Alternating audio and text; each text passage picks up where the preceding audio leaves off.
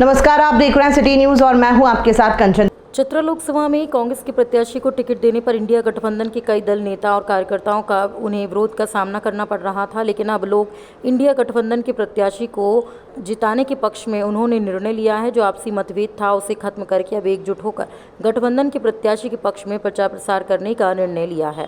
साथ ही आज नामांकन करने सभी इंडिया गठबंधन के लोग अपने अपने प्रत्याशियों के साथ चतरा जाएंगे। देखिए आशीष जी, यह आज़ादी के 75वें वर्ष में आज चुनाव हो रहा है और इस चुनाव में या पिछले चुनाव में जहां विकास की बातें होनी चाहिए, चुनाव होता है, जनता अपना प्रतिनिधि चुनती है, देश की सरकार चुनती है, तो विकास के मुद्दों पर चुनती है, रोजगार के मुद्दों पर चुनती है, गरीबी के मुद्दों पर चुनती है। लेकिन बड़े दुर्भाग्य की बात है कि आज का यह चुनाव जो हो रहा है इसमें ये मुद्दे सत्ताधारी दल के द्वारा गौण हैं और वे लोगों को ठगने और झूठे मामलों में उलझाने का काम कर रहे हैं, देश में तानाशाही लाने का काम कर रहे हैं।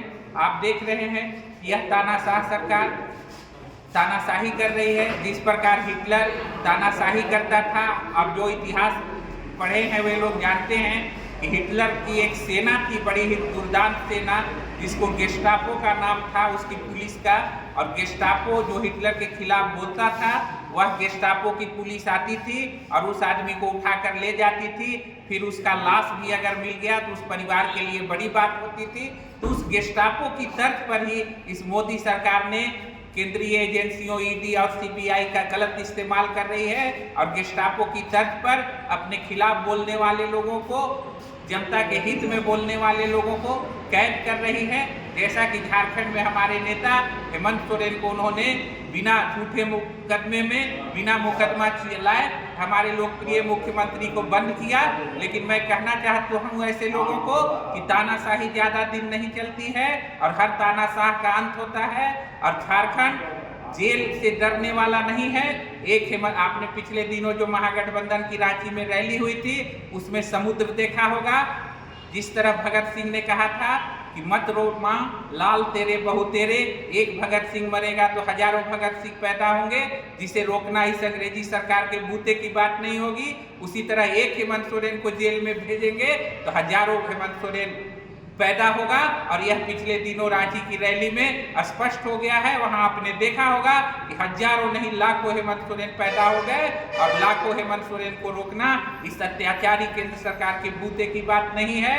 और आज संविधान बचाने की लड़ाई है, आज देश से तानाशाही रोकने की लड़ाई है और इस लड़ाई को रोकने के लिए इंडिया गठबंधन कटिबद्ध है। हम कटिबद्ध हैं।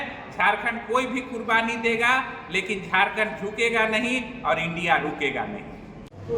हम लोग देख रहे हैं इंडिया गठबंधन के जो प्रत्याशी है के एन त्रिपाठी जी, आज उनका नामांकन है और उनके नामांकन के 1-2 दिन पहले पूरे क्षेत्र में काफ़ी उत्साह है नामांकन के लिए और लोग काफ़ी उत्साह के साथ चतरा जा रहे हैं और पूरी तैयारी है। इस बार आम जनता में दिमाग में लोग बैठा लिए हैं, फैसला कर लिए हैं कि इस बार जो केंद्र में महंगाई वाली सरकार,